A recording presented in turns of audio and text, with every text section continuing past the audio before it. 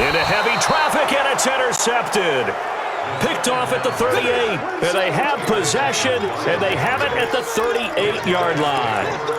Defensively that time, they were in zone coverage. As a rookie QB, what lesson can you learn there? Well, understand this. You saw zone in college, and the defensive backs reacted, but they don't react like they do on this level.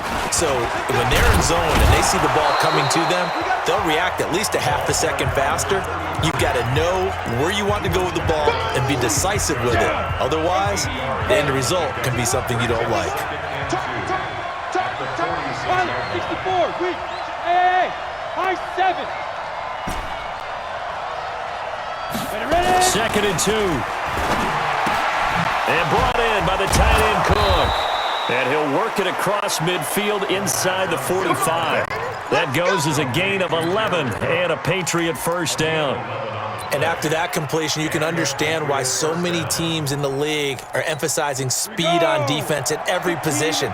The tight ends have created so many tough matchups now. If you can't run with a tight end as a linebacker, this is going to be the result every time. Looks like he's going to get a couple here on this first down carry, and that'll make it 2nd and 8. Tough first half for him, unable to put up the numbers he's used to producing. But with a guy like him, you and I both know it just takes a couple of explosive touches for him to make an impact on this game and on the stat sheet as well. The last run got a couple. Here's 2nd and 8. Hey, shoot. 50 Off the play fake, he'll look to throw. Firing quickly here, and that's complete. 6 yards is the pickup, and that'll lead to a 3rd down. And this should be the final play before the quarter ends. And welcome back. We are in the city of brotherly love, Philadelphia. We get set for the 4th quarter. Patriots have the lead. They also have the football. New England on 3rd down. Just 1 for 3 thus far. Here it's 3rd and 2. And he'll give it here to his running back. A great effort there to shed the contact, and it helps him pick up the first. Move the chains, a gain of 7 on 3rd down.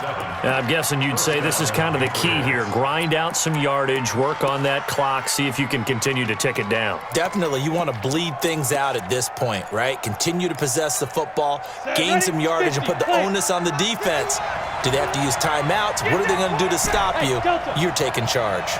They'll look to throw now on 1st down. And a quick throw here, that's complete. And he's going to get a solid gain of 9 before being brought down. 2nd and right at a yard. This drive, it's been a good mix. 3 passing plays, 3 runs, hitting on all 3 of those passes, and the last one putting him in the red zone. So wouldn't you think play action right here? Because you've got the ability and had the ability to run it and throw it. Go play action and take your shot at the end zone. How about this offensive line? They're really starting to establish themselves, take over this game. And before the series began, I know exactly what we said in the defensive huddle. Guys, we got to get no less than a 3 and out. Let's get off the field. Instead, they can't find any traction towards doing that. Right now, they're just getting muscled all over the field and getting pushed down it. Hey, team 6, fire. Back to throw now on 1st down. Flushed out right. Looking sideline, incomplete. Before the game, they were running the route tree about as efficiently and effectively as we could have possibly imagined, but sometimes the passes just go awry. Yeah, let's face it, when you're running the route tree in pregame, you don't have defenders breathing down your neck. You don't have defensive backs making plays on the football. Hard to replicate the intensity of the game in pregame. And this is caught on the sideline, but no, they'll say out of bounds. He caught it, but was not in bounds, incomplete. We know all the receivers go through those tiptoe drills, right, trying to get their feet down in bounds. But a lot of the times what we don't talk about is when they're up in the air and they catch the ball. You ever notice how they're reaching back with their feet? Not just straight down, but back, because they're trying to create enough distance to make sure their feet are in bounds. They weren't able to get it done on that one, though.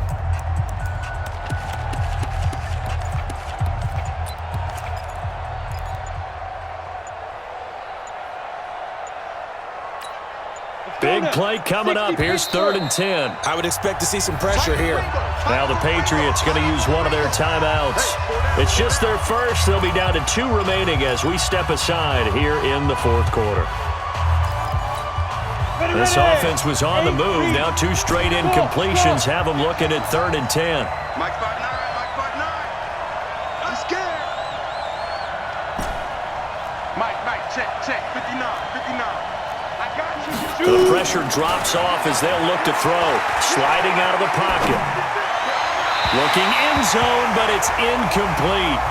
Boy, you will not see a quarterback of his caliber miss on one like that very often. I mean, there it is, wide open, got the shot, and he misfires. We talk about, boy, he'll want that one back all the time. He definitely wants that one back. But from a defensive perspective, though, I think maybe they're saying, hey, we did what we needed to do, kept this a 1-score game. Yeah, without a doubt, because they were able to bleed some time off the clock, right? Put themselves in a good position, but it's not out of reach yet, okay? Being able to hold them to a field goal means that they do have a chance to come back and win this game. And a good effort on the return there gets them across the 30 to the 33-yard line. Philadelphia getting set to take the field. They're sort of seeing themselves spiral out of control. Let's see if they can get things back on track. And this is where the coach is walking that line of being calm and really being firm with his team.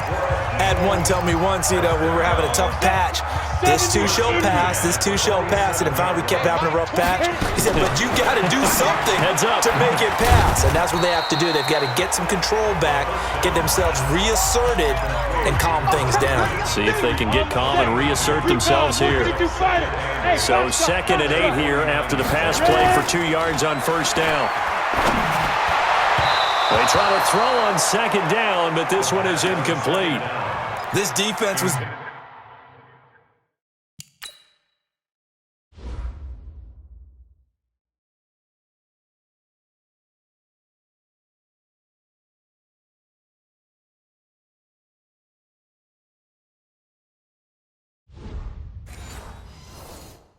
definitely alert to the possibility of the deep ball, and they were more than ready for it. They've got the lead, 4th quarter. Maybe can expect more passes like that downfield. One of the bigger plays in the game thus far, and the crowd getting into it as we come up on a big 3rd down. Now back to throw. And he comes back with one complete. And he's got another 1st down as the tackle's going to be made at the Patriots' 41-yard line. Tell you what, he's been able to put the ball in some tight spots all game long. That throw, no different. Yeah, a lot of people would call it a gutsy type of a throw. I think he looks at it as, I can do it, so it's not that big of a deal to me. I'm going to keep firing.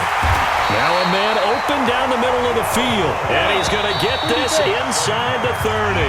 12 yards is the pickup. Good for an Eagle 1st down. The drive continues as they search for a tying touchdown. Here's 1st and 10. They'll drop to throw. Now he'll dump it underneath to his running back, complete. Now he's tackled a yard short of the marker. Good gain of 9 on 1st down. They'll run it now out of the gun. And he's going to get hit at the line of scrimmage and driven backwards. Partner, you've got about 20 coaches on your payroll, but there's 60,000 of them in the stands. I don't think any of them like that play. And the later we go, it's starting to sound like 100,000 in here. Back to throw. And he will find his man on the outside. And he gets this down to the 18, good enough for a 1st down. They'll get just a couple, but the sticks move again. He'll look to throw. And he's got his man on the out route. And he'll go down here at the 12-yard line. A gain of 6 there on 1st. 6 yards was the pickup on the last completion, so here's 2nd and 4. They'll look to throw. The quick slant caught. The Eagles going to take the first of their timeouts as the clock stops with 23 seconds to go in the game. A looming decision to make on the conversion, down 7. But first things first, they need to score as they come up on 1st and goal. Eluding the pressure right. He can't hang. He's not going to get me. And it's intercepted at the goal line. It's the linebacker, Michael Kendricks. And a terrific return as he'll take it up past the 35. Out comes the New England offense to see what they can do this time. And still 2 timeouts defensively, but even if they choose to use those, 3 kneel downs should be enough to get out of here with a victory. And that's exactly what's being stated into the head coach's headset. Oftentimes they have a guy upstairs who monitors this at the end of the game. Look, clock management 101. Almost unstoppable on the ground there as that one is good for 39. 50, plant. Here we go, D. Get off the field. They'll run it now out of the gun. And I think this defense knew what was coming as he is smothered behind the line. So this will wind up a victory for the New England Patriots. And it was their defense that really made the statement after the break. They pitched the second half shutout. Yeah, think about the team that just got vanquished. They did score in the second quarter. Do you think they thought at all that that would be their last points of the game? No, but what a second half. The adjustment, whatever they did in the locker room, it certainly worked. It certainly did, and you're exactly right. Whether it was an adjustment, whether it was just more focus on what they planned to do going in, whether they just played better, whatever it was, it all came together in the second half, and no points were allowed. That's a great way to close them out.